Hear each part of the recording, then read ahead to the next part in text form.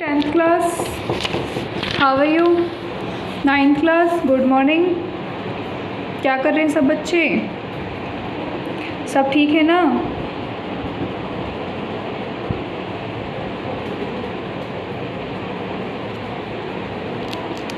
बच्चों आज आप लोगों को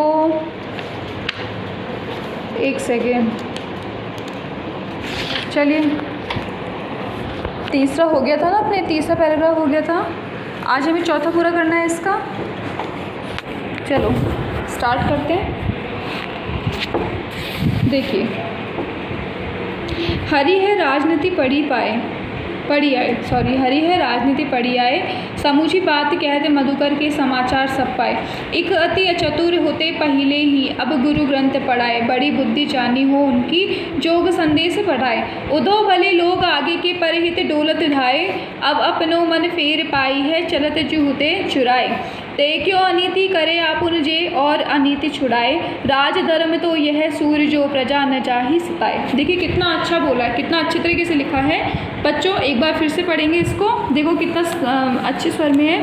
हरी है राजनीति पढ़ी आए, समूची बात कहत मधुकर के समाचार सब पाए। एक अति चतुर होते पहले ही, अब गुरु ग्रंथ पढ़ाए, बड़ी बुद्धि जानी जो उनकी, जोग संदेश पठाए। उदो भले लोग आगे के परहित डोलत धाये, अब अपनो मन फेर पाई है, चलत जुहुते चुराए। ते क्यों अनीति करे आपुन जे, और अनीति छुड़ाए, राज धर्म तो यह सूर्य जो प्रजा न चाही सताए।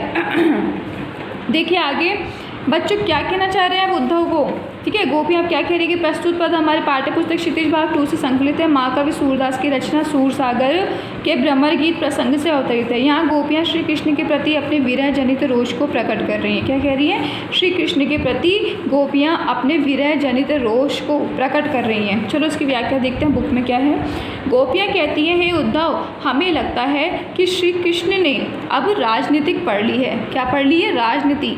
उनके व्यवहार में राजनीतिज्ञ जैसा छल कपट झलक रहा है। तुम्हारी बातें सुनकर हम सब सच्चाई जान गई हैं। श्री कृष्ण का सारा समाचार, उनकी वास्तविकता हमें पता चल गई है। एक तो श्री कृष्ण पहले ही बहुत चतुर थे, और अब तो गुरु से उन्होंने राजनीति शास्त्र भी पढ़ लिया है। वह कितने बुद्धिमान हो गए हैं। यह तो इसी से सिद्ध हो रहा है कि हम प्रेम की उपासिकाओं के लिए उन्होंने योग का संदेश भिजवाया है। आपकी ये कपट भरी योग की बातें हमें श्री कृष्ण से विमुख नहीं कर पाएंगी। उद्धव जी, पुराने समय के भले आदमी तो दूसरों की भलाई के लिए भागे फिरा करते थे, और आप हमारा अहित करने को मथुरा से यहाँ दौड़े आए। चलो आप हमारे साथ इतनी ही भलाई कर दो कि श्री कृष्ण जाते समय जो हमारा मन चुरा कर ले गए थे, वह हमें वापस करा दो। राजनीति का अर्थ तो राजा द्वारा पालनीय कर्म और कर्तव्य होते हैं। श्री कृष्ण कैसे राजा हैं जिन्होंने सदा दूसरों को अनीति और अन्याय से रक्षा की, वही अब हमारे साथ अन्याय करने पर उतारू हैं। आज एक आदर्श राजा का धर्म तो यही होता है कि उसकी प्रजा सताई न जाए, परंतु श्री कृष्ण ने राजधर्म से विमुख होकर आपको हमें सताने को भेज दिया है। जाइए अपने मित्र को समझाइए कि वह अनीति को त्याग कर हमें इस तरह व्यथा से मुक्त करें। समझ में आया बच्चों क्या कहना चाह रहे हैं? अब गोपियाँ जो है श्री कृष्ण के ऊपर कैसा व्यंग कस रही हैं, वो कहना चाह रही हैं कि राजनीति के अंदर आप राजनीति पढ़ ली उन्होंने, शायद किसने, श्री कृष्ण ने राजनीति अपना ली होगी, इसीलिए राजनीतिज्ञ जैसा छल कपट कर रहे हैं। देखो बच्चों, उस टाइम की गोपियाँ भी जानती थी कि राजनीति के अंदर छल कपट होता है। नहीं, आपकी बुक में दिया है ना चीज़, मतलब गोपियों के टाइम से आ रहा है राजनीति के अंदर, पॉलिटिशियन के अंदर छल कपट होना उस टाइम से आ रहा है जब भगवान आए थे द्वापर युग से। आगे देखिए क्या कहना चाह रहे हैं। गोपियाँ कहती है, उद्धव, हमें लगता है कि श्री कृष्ण ने अब राजनीति पढ़ ली है। अब ये कह रहे, गोपियाँ से कह रही है कि भाई हमें ऐसे लग रहा है उद्धव कि श्री कृष्ण भगवान जो हैं, कान्हा जी ने ये क्या कर लिया है, लगता है कि उन्होंने राजनीति पढ़ ली है। राजनीति पढ़ ली है इसीलिए उन्होंने क्या कर रखा है, लगता है कि उन्होंने राजनीति को पढ़ लिया है, तभी तो वो क्या कर रहे हैं, उनके व्यवहार में राजनीतिज्ञ जैसा, मतलब नेताओं जैसा छल कपट झलक रहा है। तुम्हारी बातें सुनकर हम सब सच्चाई जान गई हैं। वे तुम्हारे कह रहे, उद्धव को कह रही है कि भाई उद्धव, तुम्हारी बात को सुनकर हम लोग तो सारी सच्चाई को अच्छी तरीके से जान गए हैं कि श्री कृष्ण का सारा समाचार, उनकी वास्तविकता हमें पता चल गई है। हमें श्री कृष्ण के बारे में सब कुछ पता चल गया है। एक तो श्री कृष्ण पहले ही बहुत चतुर थे, एक तो कान्हा जी वैसे ही बहुत चालाक थे, और अब तो गुरु से उन्होंने राजनीति शास्त्र भी पढ़ लिया है।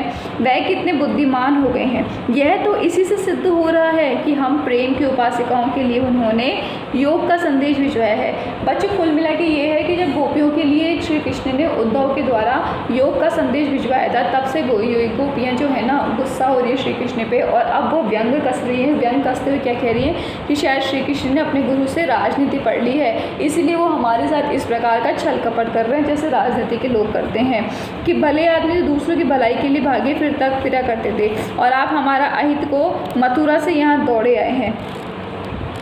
चलो आप हमारे साथ इतनी ही भलाई कर दो कि श्री कृष्ण जाते समय जो हमारा मन चुरा कर ले गए वह हमें वापस करा दो। राजनीति का अर्थ है, ठीक है, राजनीति का अर्थ तो राजा द्वारा पालनीय कर्म और कर्तव्य होते हैं। श्री कृष्ण कैसे राजा हैं। अब दूसरी तरफ गोपियाँ कह रही है कि राजनीति का अर्थ तो ये होता है कि राजा जो होते हैं ना, पालनीय कर्म और राजा के कुछ पालन करने के कर्म और कर्तव्य होते हैं। ये श्री कृष्ण जी कैसे राजा हैं, जिन्होंने सदा दूसरों की अनीति और अन्याय से रक्षा की है। कि भाई कह रहे श्री कृष्ण जी कैसे राजा, जिसने दूसरों की तो अनीति और अन्याय से रक्षा करी है, अब हमारे साथ अन्याय करने पे उतारू हैं और हमारे साथ अन्याय करने पे उतारू हो रहे हैं। एक आदर्श राजा का धर्म तो यही होता है कि उसकी प्रजा सताई न जाए। कि भाई एक आदर्श राजा का तो धर्म यही होता है कि उसकी प्रजा किसी प्रकार से सताई न जा सके। हम लोग कौन हैं, हम गोपियाँ, यहाँ के उद्धव, ये ग्वाली, हम सब लोग कौन हैं, उनकी प्रजा के समान ही हैं, और हम सब यहाँ पर उनके बिना विरह में तड़प रहे हैं। उनके बिना हम सताए जा रहे हैं, विरह में सताए जा रहे हैं, और उनको वो हमारे लिए योग साधना अपनाने का संदेश भिजवा रहे हैं। परंतु श्री कृष्ण राजधर्म से विमुख होकर अपने हमें सताने को भेज दिया। जाइए और अपने मित्र को समझाइए कि वे अनीति को त्याग कर हमें इस विरह व्यथा से मुक्त करें। अब वो कह रहे हैं कि उद्धव को तुम जाओ और जाकर के श्री कृष्ण को समझाओ कि हम लोग आप वहाँ उनकी विरह व्यथा में तड़प रहे हैं, तो आप अनीति को छोड़ दो और हमें इस विरह व्यथा से मुक्ति दिला दो। समझ में आया बच्चों क्या कहना चाह रहे हैं वो।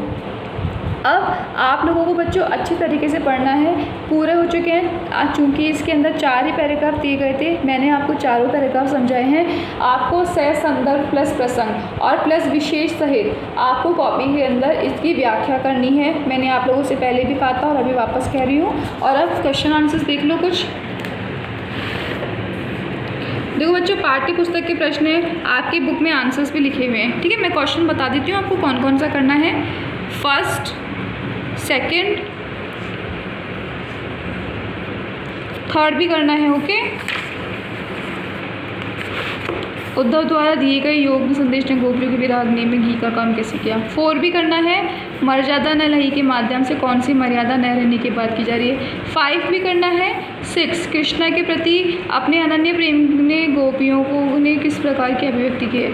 बच्चों 6 भी करना है। गोपियों ने उद्धव से योग की शिक्षा कैसे लोगों को देने की बात कही।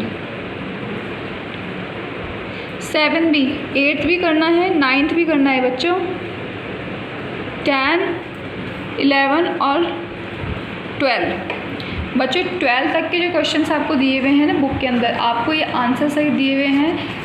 ऐसे नहीं कि कॉपीज़ के अंदर बस यूँ ही लिख दो, रट्टा मार दो। सफाई से काम करोगे। 10th क्लास जितनी अच्छी राइटिंग होगी उतने ही अच्छे हिंदी के अंदर मार्क्स आएंगे। इस बात का ध्यान आप लोगों को अच्छी तरीके से रखना है, ठीक है ना।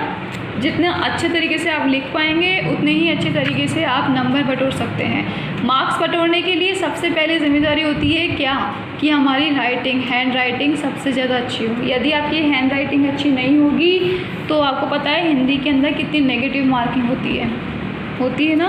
और चूंकि मैंने आप लोगों को चारों पैराग्राफ अच्छी तरीके से पढ़ा दिए हैं, समझा दिए हैं। अब बच्चों 9th क्लास और 10th क्लास आज दोनों में से मेरी ये रिक्वेस्ट है मेरी कि आप लोग इनको पढ़ेंगे। चैप्टर नंबर 1 आज हमारा एक सूरदास का चैप्टर कंप्लीट कर लिया हमने। अब कल हम नेक्स्ट चैप्टर स्टार्ट करेंगे। और बच्चों जितना आप पढ़ोगे, देखो ये पद्य भाग है, पद्य भाग को पढ़ोगे, अपने आप सॉल्व करने की कोशिश करोगे तो उतनी अच्छी तरीके से ये समझ में आएगा। और यदि आप ऐसी कोशिश नहीं करेंगे तो वो आपको समझ में नहीं आएगा, ओके। तो आप लोगों को अपना पूरी तरह से ध्यान देना है, पढ़ने की पूरी कोशिश करनी है, okay. 9th class 10th class, bye.